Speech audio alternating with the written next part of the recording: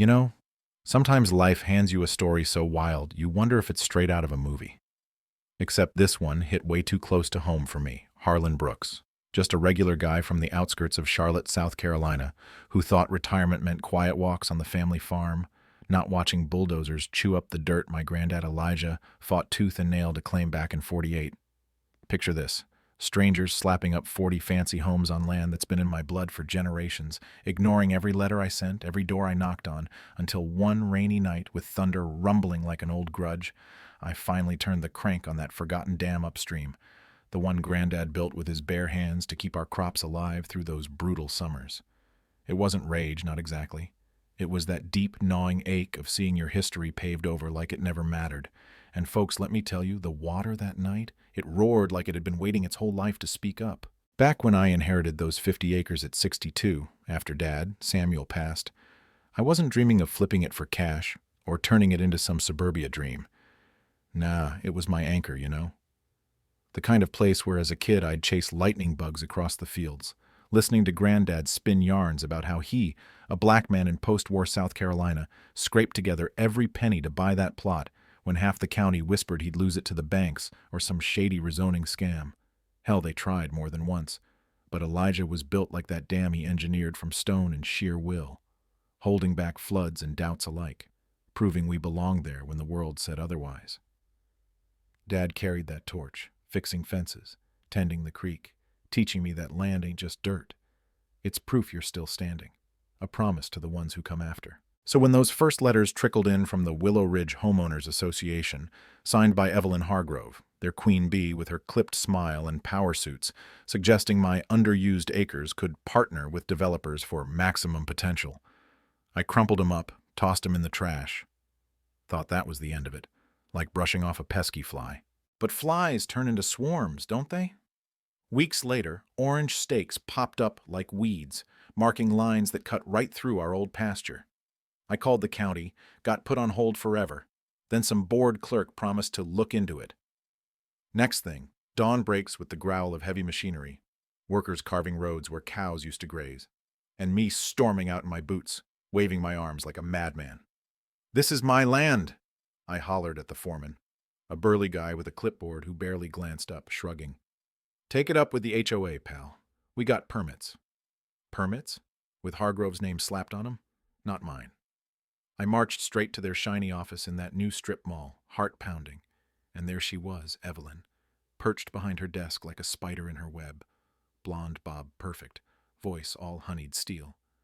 "Mister?" "Brooks, I get you're attached, but progress waits for no one. Your plot's perfect for families, schools, growth. We've got approvals. Eminent domain's a thing, you know." I leaned in, voice cracking with fury. "Attached? This ain't nostalgia, lady. My granddad bled for this ground. My dad mapped every inch. You don't get to erase us for your cul-de-sacs." She didn't flinch, just clasped her hands, tilting her head like I was some stubborn kid. "History's sweet, Harlan, but it makes room, or gets rolled over." Man, those words burned, twisting in my gut like a knife. She wasn't just building houses. She was bulldozing my family's soul, all while smiling at town meetings, flashing brochures of happy kids on bikes declaring, "Willow Ridge will boost taxes, bring jobs. It's what York County needs." And from the back, I'd shout, "On stolen land!" Only for folks to whisper, avoid my eyes, label me the cranky holdout. Even tried the system, deeds in hand, storming the register's office, where some suit named Collier sighed at his screen. "System shows it's under development. File in court if you want." Court. With a lawyer who admitted, "Strong case, but it'll drag years. They build faster than justice moves." My niece Mia, fiery as hell, tagged along once, slamming papers on Evelyn's desk. "Trespassing, theft." Evelyn barely blinked. "Outdated docks, dear. Construction rolls on. Cling to your relic dam if you must, but move with the times." Mia's eyes blazed, but Evelyn's were ice. "The community chose me to lead. You can fight or fade. Your call." Isolation hit hard after that. Neighbors gawked at the rising homes, 40 of them, frames shooting up like accusations, parking on my grass, lunching on my porch like it was theirs, smirking, "Relax, old-timer. Soon it'll all blend in." At a block party Evelyn hosted, I crashed it, voice booming over the chatter. This is built on lies. My granddad cleared this for corn, not your driveways. She stepped up, smile tight. Harlan, you're distressing everyone. We deserve peace. Peace? Not on my stolen ground, I fired back, but the crowd shifted, murmuring. Let it go, man. Progress. Even Mia pleaded over dinner, tears shining. Uncle, it'll break you. Granddad wouldn't want this fight. But alone at night, staring at that dam, reservoir swelling with spring rains, I felt their voices. Elijah's gravelly warning. Don't let 'em doubt it's yours. Samuel's steady hand on my shoulder. And Marcus, my old mechanic buddy, over coffee at the diner. Anger's eating you, Harlan. Don't let it turn you dark.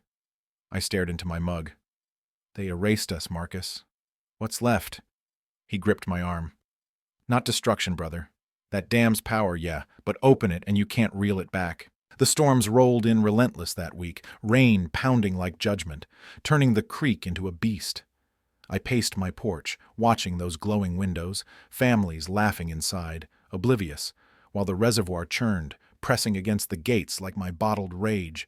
Mia called, voice trembling. Promise no crazy stuff, Uncle. Marcus showed up soaked. Don't do it. You'll be the villain.